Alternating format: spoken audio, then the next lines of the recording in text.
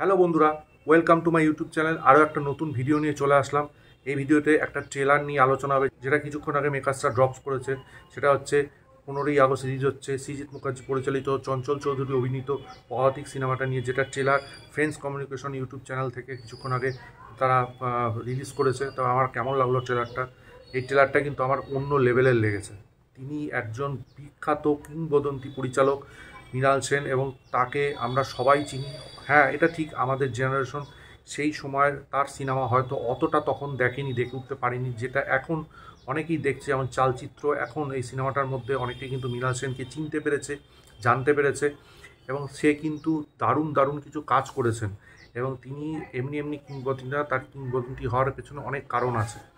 তিনি তার জীবন কাহিনী যেটা, ঠিক আছে, সেটা অসাধারণ ছিল। সেটা মানে সবাই ইন্সপায়ার হওয়ার মতো ছিল। এবং তিনি খুব সাধারণ মানুষ ছিলেন একজন, এবং খুব স্ট্রাগল করে যে জায়গায় পৌঁছেছিলেন, তার জন্য তাকে সত্যি কুর্নিশ জানানো উচিত। এ নিয়ে যে সিনেমা করার কথা ভাবা হয়েছে, সেটাই কিন্তু তার প্রতি একটা ট্রিবিউট আমি বলতে পারি। এবং আমি জানি না, সিনেমাটা দেখলে হয়তো বোঝা যাবে, কিন্তু ট্রেলারটা কিন্তু দারুণভাবে ফুটিয়ে তুলেছে।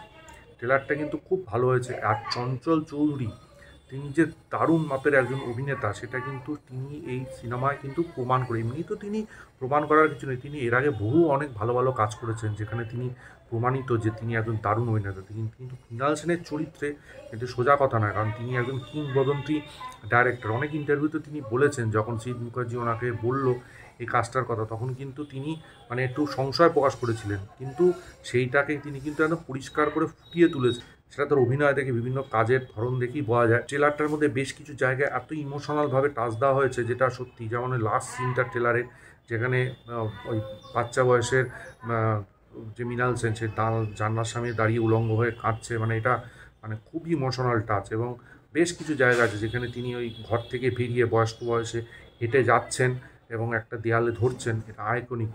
মানে উনি আমাদের কাছে সত্যি একজন কিংবদন্তি ডাইরেক্টর ছিলেন। তার জীবনে ফুটিয়ে তোলা হচ্ছে, বিভিন্ন সময় দেখানো হচ্ছে, সেটা আমাদের কাছে বিশাল বড় পাওয়া।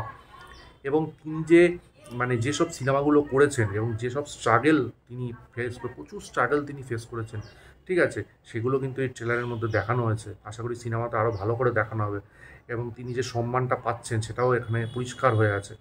আরেকটা জিনিস যেটা বলবো, এই ট্রেলারে আমার ভালো লেগেছে, সেটা হচ্ছে ব্যাকগ্রাউন্ড স্কোর। ব্যাকগ্রাউন্ড স্কোর কিন্তু এই ট্রেলারে দারুণ হয়েছে। আর সৃজিত মুখার্জি তো ব্যাকগ্রাউন্ড স্কোর, মিউজিক, রূপঙ্কর বাগচির একটা গান শুনছিলাম, দারুণ। হ্যাঁ, ঠিক আছে, সোনু নিগমও এখানে গিয়েছেন।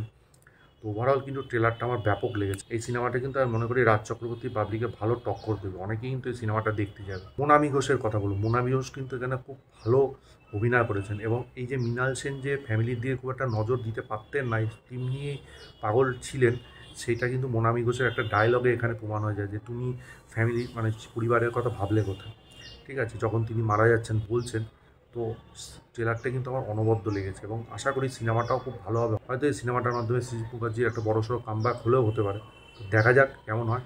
আপনাদের ট্রেলারটা কেমন লাগলো অবশ্যই কমেন্ট বক্সে জানাবেন। ভিডিওটা ভালো লাগলে লাইক করুন, শেয়ার করুন, চ্যানেলটা অবশ্যই সাবস্ক্রাইব করুন, নতুন হলে পাশে থাকা বেল আইকনটা ক্লিক করুন পরবর্তী নতুন কোনো আপডেটসের জন্য। ততক্ষণের জন্য গুড বাই বন্ধুরা।